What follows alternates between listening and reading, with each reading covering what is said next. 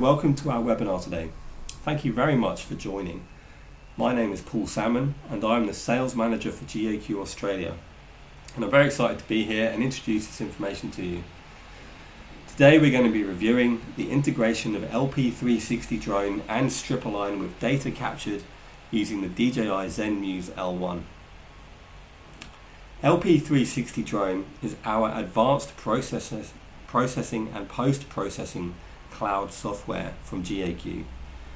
Used with our professional grade LiDAR systems, the TrueView range, this software package has been expanded to include reprocessing data from the DJI ZenMuse L1. The DJI L1 is an entry-level LiDAR system from DJI that is an affordable and effective LiDAR system, especially when combined with the good quality post-processing software. Exactly what we will be diving into today with LP360 Drone and strip align. LP360 Drone will take the data captured by the L1 and significantly improve its quality. It allows you to take greater control over your data, to remove heading alignment errors, to reduce noise, and to create professional deliverables for your clients. So, the agenda for today: GAQ Australia's General Manager Mark Hickey will be delivering an introduction. This will be followed by Matt Rosenbaum, our Global Sales Director for LP360 Drone, who will give us an overview of what you can expect with the software. After which we have a very special presentation on the ZenMuse L1 from our friends at DJI. And Matt will join us again to conclude the webinar with a demonstration of L1 processing with LP360 Drone and strip align. If you have any questions during the webinar at all, please ask via the GoToWebinar chat on the left-hand side of the screen, and we will have a response for you within 24 hours. So now I'd like to introduce the General Manager of GAQ Australia, Mr. Mark Hickey. Welcome, Mark. Good morning, all. Welcome to our webinar, and thank you all for joining us. It's amazing to have you with us. We appreciate your time, and appreciate that you're very busy. So thank you again, and we certainly aim to bring you some great content. My name's Mark Hickey. I'm the General Manager and Director for GAQ Australia. At GAQ Australia, we mainly work with the civil, construction and mining industries, and with specific regard to drones and drone and LiDAR. So for this webinar, we're very pleased to be working with DJI and GAQ Group. And the point of the webinar is to highlight the value of using our GAQ software with the DJI ZenMuse L1 LiDAR system. The L1 is a great and economical system, as you may know, and produces great deliverables via DJI Terra software. I would also like to welcome and introduce Lumen from DJI, who will also speak. And we also appreciate the input to date from Kui Heng and Crystal, also from DJI. So where we come in is through the use of our GAQ post-processing software, and this further enhances and maximizes the data produced by the ZenMuse L1 and Terra software. Now, our software normally works with our GAQ TrueView LiDAR systems, although fortunately it can also be used to good effect with the ZenMuse L1, and that's as a guest sensor. So looking at our software, the name LP360 has been around for many years, and this has primarily been a feature extraction package. And since the release of our TrueView LiDAR system back in 2019, it has been teamed with a version of LP360 known as EVO. So EVO was used for post-processing the LiDAR data, and it also had those LP360 features for conducting feature extraction and classifying your clouds. So to simplify things, we now refer to this software as LP360 Drone. So now EVO, which is used with the L1 and of course our TrueView LiDAR systems, is going to be called LP360 Drone. So we're working hard to simplify things a little bit. So hopefully I've explained that okay. So looking at the specific benefits of LP360 Drone with the L1 data, this covers a number of things and areas, but one of the big things is strip align as a major benefit. And furthermore, things like bare earth and stockpiles, rail and wire identification are quite big benefits. So the mining area in particular is an area that we believe we can benefit in large ways through the use of these systems, so the hardware and software. Photogrammetry has been used for many years for gaining stockpile data, and through the use of the L1 Terra and LP360 drone, we feel that there's quite significant benefits, and which can create genuine, arguments and reasons for miners to give LiDAR a go and try the L1 and our LP360 drone software. So later, my colleague Matt from GeoQ Group will explain this in greater detail, and certainly he'll go into a bit more detail than I've just done. So before I finish, I'd like to thank DJI and of course GeoQ Group for their great partnering, and our local staff for their great commitment, and especially to you for joining us for this webinar. So hopefully you enjoy it and get something from it. So thank you again, and have a great day. Hey everybody, thanks for joining us today. My name is Matt Rosenbaum. I am the sales director for LP360 Drone. I've been with MD Group for almost 5 years now, so I've got a lot of experience not only on the hardware side, but also with on the software side, processing data on this new journey, kind of bringing LP360 to everybody, so they can kind of see how it can help enhance data from all different LiDAR sensors. Before we get started, just to kind of give a quick little overview of LP360. This software is great for a multitude of things, but I think the ones, kind of the high points that make it shine are kind of highlighted here on the screen. Anything from your basic classification to break lines to visualizing the data in a multitude of different angles, such as 3D view, plan view, profile view, you name it. You have so many different ways you can analyze the data. Managing various spatial reference systems, QA and QC the data, and a lot of your product generation. You can finalize your deliverable here in LP360 Drone, or you can get it to a point where it's ready to export and bring it to a multitude of other softwares like AutoCAD, Civil 3D, you name it. LP360 Drone includes a multitude of different tools, such as your automatic and manual classification to get down to the ground. If you're looking to ground classify, if you're looking to build 1 foot contours, it's great for that, but also classifying, looking for building footprints, classifying on power lines, identifying various objects and the heights of those objects if you're looking to do different types of surveys around airports and whatnot, and make sure, height studies and whatnot. You have all those tools right here within LP360 Drone. You can take the raw data strictly from your LiDAR sensors, import that LAS file, build on-the-fly contours, especially as you continue to classify out the trees and whatnot. You can see those contours change. Export DEMs, do automatic wire extraction, catenary curve fitting as well, volumetric data, rail extraction, you name it. There's so many different tools that we're continuing to update and make LP360 into the powerhouse that it is already, and continue to push the envelope and make it even better. LP360 Drone provides you the security to address any inaccuracies of your data set. First starting with addressing the noise. With the DJI L1, it is a little bit inherently noisier than a lot of the LiDAR standards out there. So in order to get rid of that noise and bring it down to a more manageable solution, so when you do start to build your surfaces and whatnot, it gives you a more accurate representation of the ground. From there, you can actually import your ASCII text files, your CSVs, to make sure that your point cloud is lining up with the check shots that you took out in the field. Once you get those uploaded, you can run the report for various different reasons, from a 10 or from the nearest points, based on the parameters that you have set. If you do have any inaccuracies, you can debias the Z or debias the point cloud and shift the whole point cloud to get rid of that mean error that you have from the data set, giving you the most accurate data set possible with this particular sensor.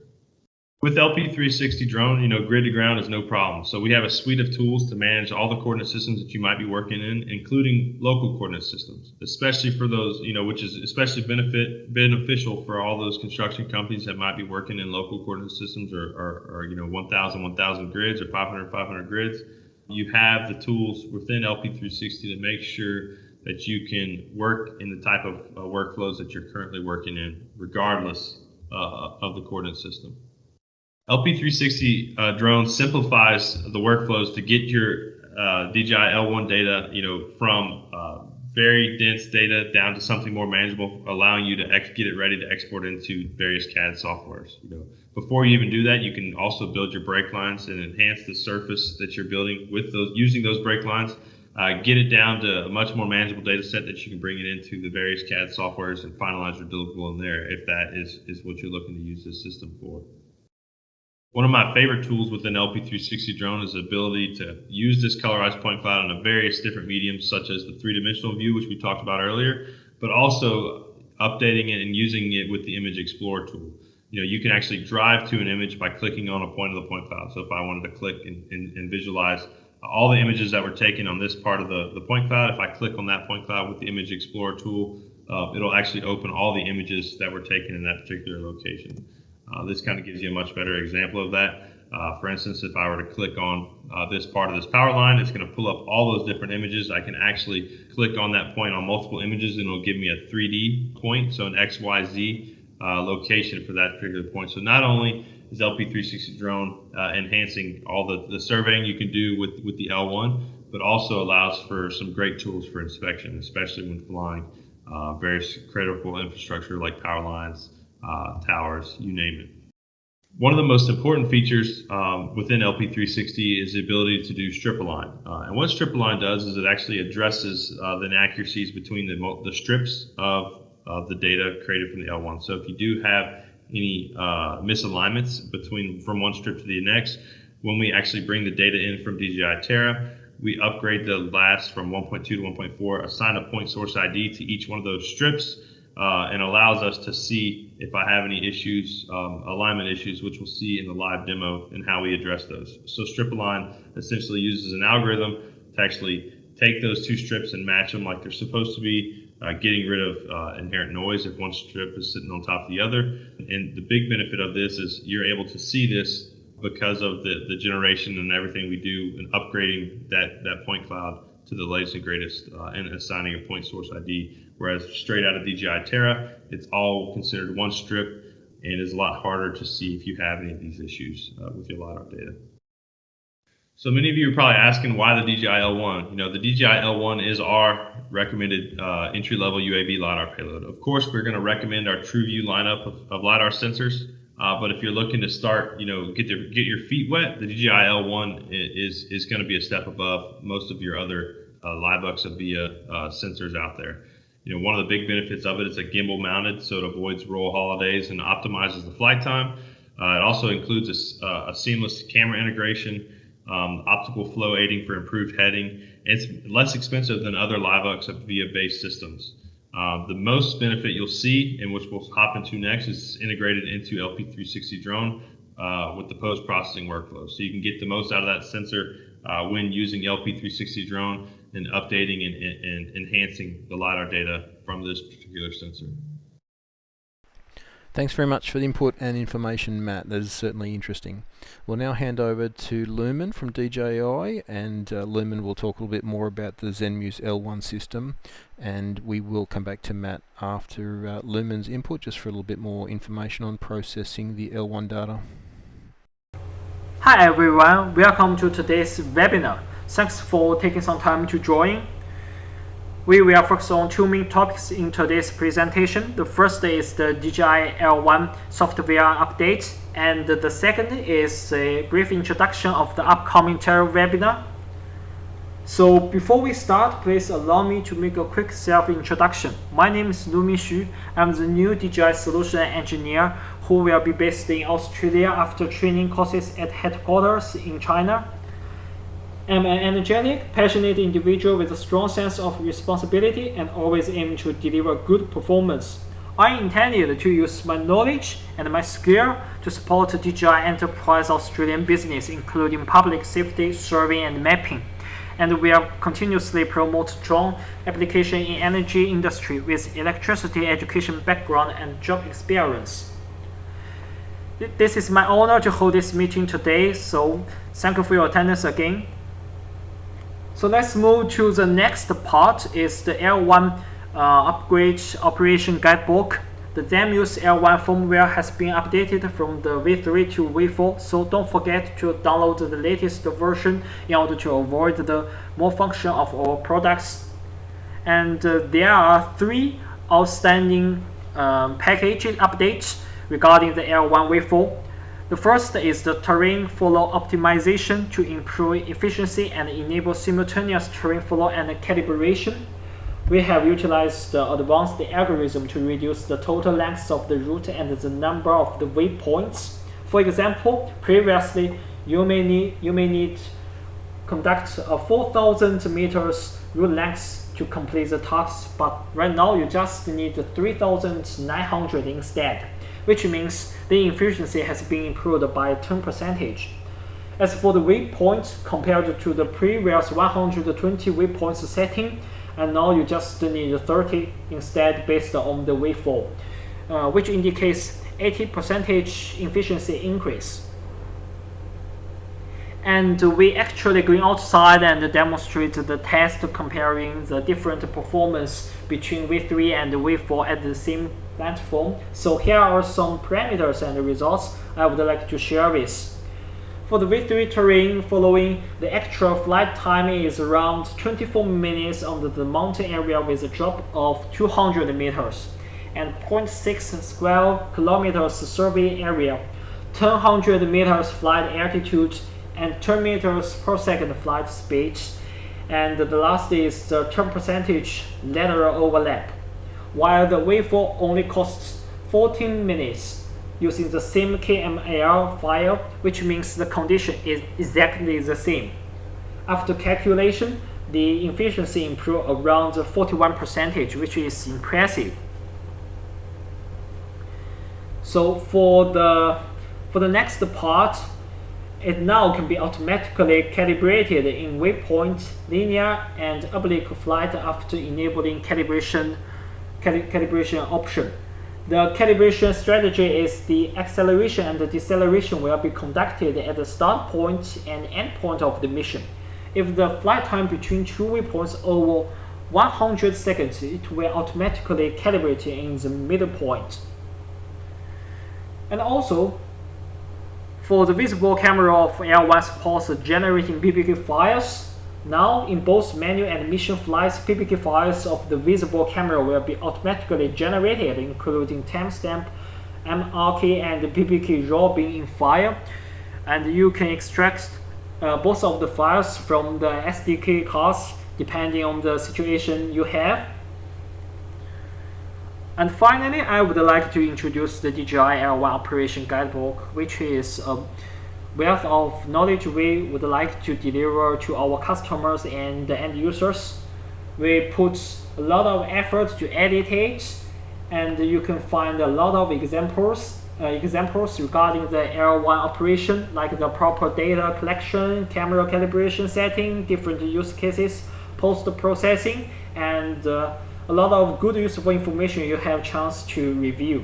I would personally encourage you to have a careful read, as the use threshold of the L1 products is relatively high, and a certain of knowledge of surveying and mapping is required as the basis. So sometimes misunderstanding and wrong operation may occur, but with this operation guidebook, you can avoid all of them, maximizing the performance of the products.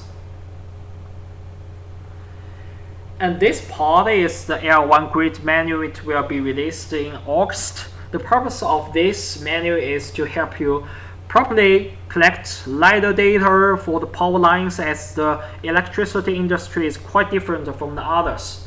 There are four main components. The first is the preparation, and second is route planning, and the third is the data collection in the field. The last is the data processing. We have disclosed some of the parts of the menu here. These illustrations precisely explain how we can achieve a correct data progressively. For example, if you add two extra points, one before the first pylon and one after the last pylon, you can ensure that the point cloud of the first and last pylon is fully collected, and there is sufficient distance for IMU calibration, as IMU calibration requires a distance of at least 30 meters. So the first waypoint and the second waypoint should be left at least 30 meters away. Same applies to the last point. If you have any further questions, please feel free to ask or send us email. We really appreciate your attendance and feedback. Have a nice day. Bye. Thank you very much, Lumen, and we'll now hand back to Matt to look more deeply into processing the data. What you're viewing here is LP360 Drone.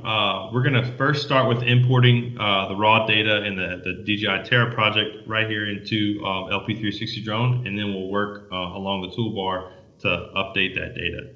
So first things first, we're going to import a new cycle into the project.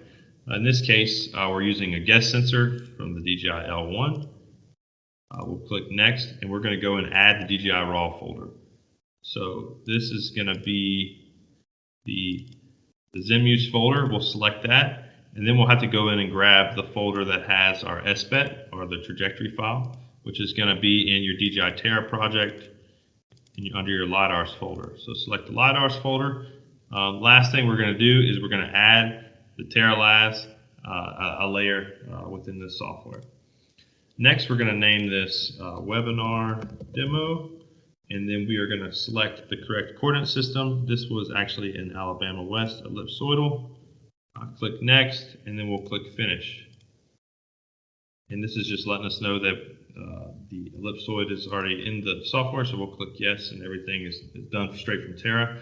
Once this is complete, it's also going to import the images, the base map, as well as our flight lines from this particular project with all our trigger events on there.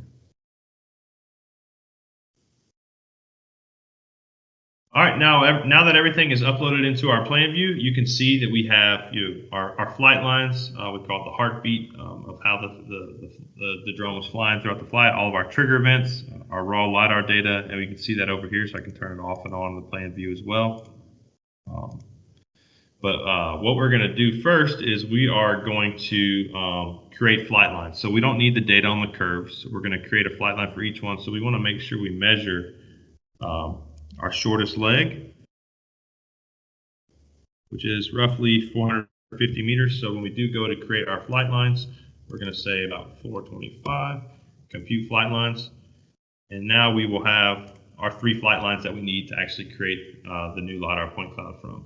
Now that we have our LiDAR, our flight lines, we can go and create what we call our true view trajectories, or our trajectories for this particular mission. Essentially going to add us point source ID to each one of these strips.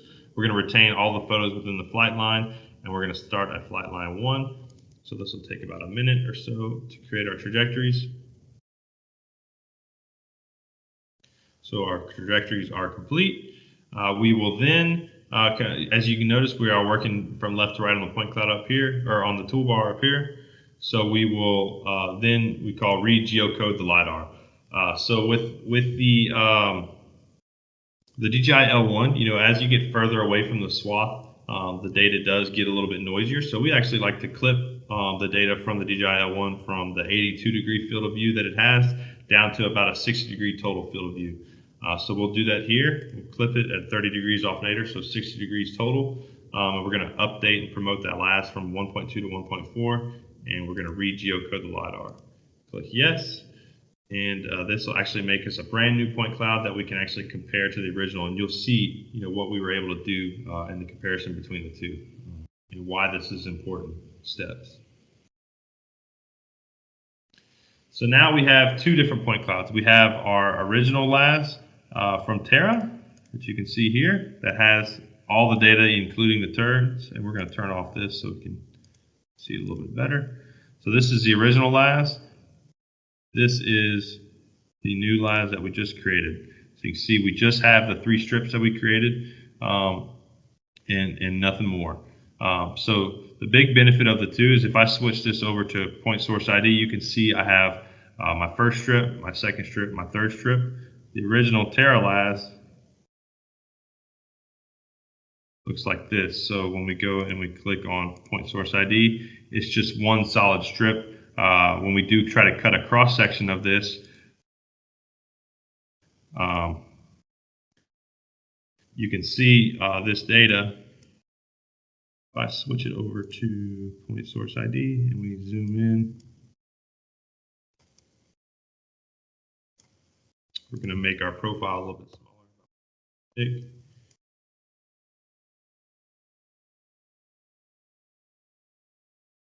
I'm going to switch it up here to view so we can view our cross section a little bit better.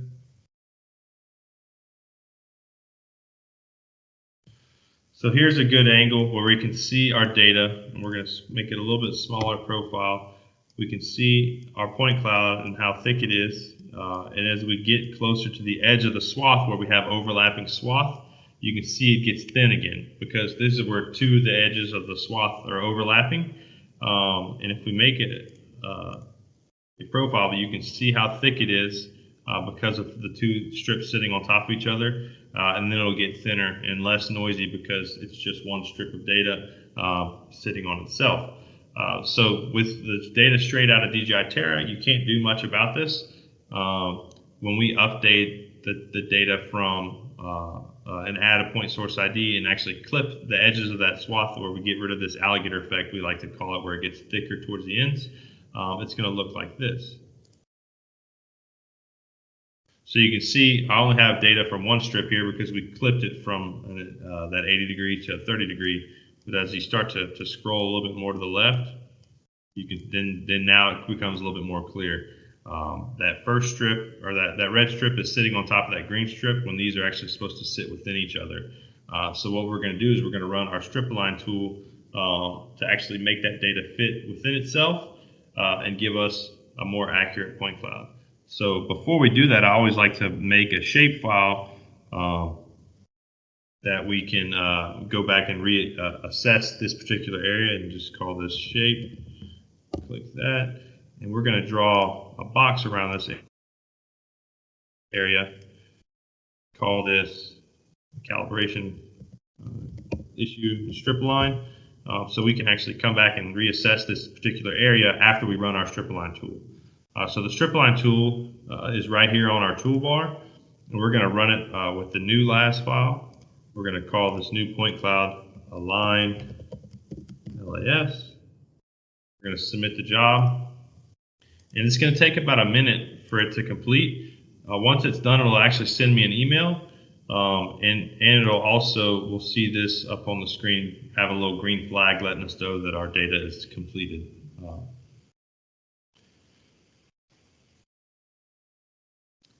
So now you'll notice we have a green flag over here letting us know that our job is complete. It took 1 minute and 4 seconds. We'll highlight it, click post process, yes, and now we're going to be left with a new point cloud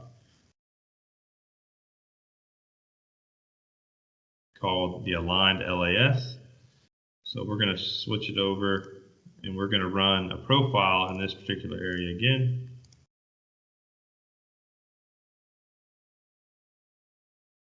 We're going to switch it over to our original Terra file.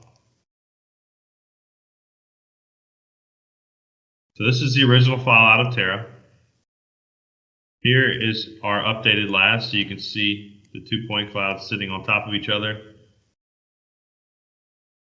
This is our new aligned point cloud. So you can see each strip sits well within each other, giving us less noise already without even running any kind of denoising algorithm or whatnot. So when we do start to run that, it's going to give us a more accurate representation of the terrain. So this is the original after we updated and assigned a point source ID to each one of those strips. Here's the new aligned data set.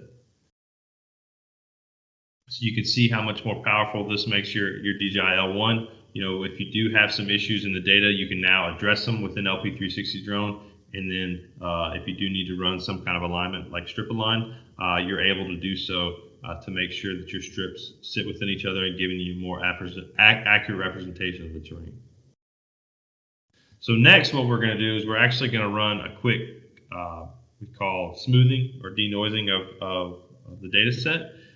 This will actually get rid of a lot of the noise found from the L1 and give us some more accurate surface model when we do create that surface for this particular project. Currently, if we were to look at a 10 version of this project, you can see, you know, our terrain is a little bit, you know, noisy. It's got a bunch of triangles out there because of how much peaks and valleys that we have from how noisy this sensor is. So we're going to actually run in this same area the smoothing tool in our point cloud task to get rid of that noise. Just a quick sample so you can see the difference between a smooth and a non-smooth portion of this data set. I'll open up the point cloud task. We'll run smoothing, and we're only going to run in a small area, similar to what we have actually viewed the calibration issue or the strip line issue. So I'll just run a quick area here, and it'll take about 10 seconds or so for this particular area of the project. It'll leave me a new part of the point cloud. So we'll go to our table of contents. We can actually turn off the aligned point cloud. We're going to turn off our map as well. We'll look at a 10 version of this. So we can see it's a much smoother representation of the terrain. We have gotten rid of a lot of those additional triangles because of how noisy it was in this particular area.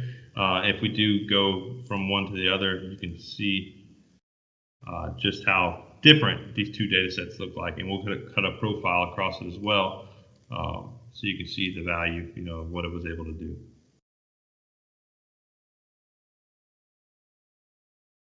Again, here is a profile of this area. So as I zoom in, you can see the profile trend line that it cuts across. If I were to look at this area, the align, you can see just how different the two look like. Obviously, they're sitting within each other like they need to, but the noise from the L1 is causing you much less accurate representation of the terrain itself. And we can actually compare and actually view. Let's view these points a little bit bigger so you can see them better. In this particular area, we're looking at roughly 2 centimeters of noise, 3 centimeters of noise, 2 to 3 centimeters of noise, something in that ballpark. Whereas we traditionally were before we ran any smoothing, looking at nearly 10, 12 centimeters of noise. So we reduced the noise from 10 to 12 centimeters down to 2 to 3 centimeters by running the smoothing tool. Lastly, what I always like to show is one tool that we talked about in the presentation, but is the Image Explorer tool. So the Image Explorer tool essentially is going to allow for you to click on the point cloud itself and open up all the images that were taken in that particular area. So I have the Image Explorer tool open. If I click on this corner of the building, it's going to pull up all particular images in that area of the building. Same thing goes if I click on the railroad down here. It's going to pull up all those pictures. So you can imagine if you're flying a lot of different areas out there, this is actually going to give you so many different ways you can analyze the data. If you want to look at some stockpiles over here, it's going to pull up all those images that you need for this. So it's a great tool. It's invaluable in my opinion, especially if you're trying to do some classification. You don't know what you're looking at. Open up the Image Explorer tool, and it'll give you an idea of what that is you're trying to classify, or if you need to get rid of it or whatnot. So the Image Explorer tool is one of my favorites, and I think is really going to allow for you to build the data set that you are looking to build. Well, thanks everybody. That's kind of the last feature I wanted to show you on how we can enhance the data from the DJI L1, from the updating the LAS to assigning a point source ID, doing some strip align and assessing the data if actually needed to do a strip align tool, smoothing out the data to decrease the noise, and one of my favorite tools, the Image Explorer tool, which we just finished up with. Thanks so much. All right, thank you very much, Matt and Paul and Lumen. And to our guests, we hope that this gives you a bit more of an idea of what the ZenMuse offers and how this can be enhanced through the use of our LP360 drone. And if you have any questions or would like further information, please don't hesitate to contact us. You can contact us on 1300 900 303.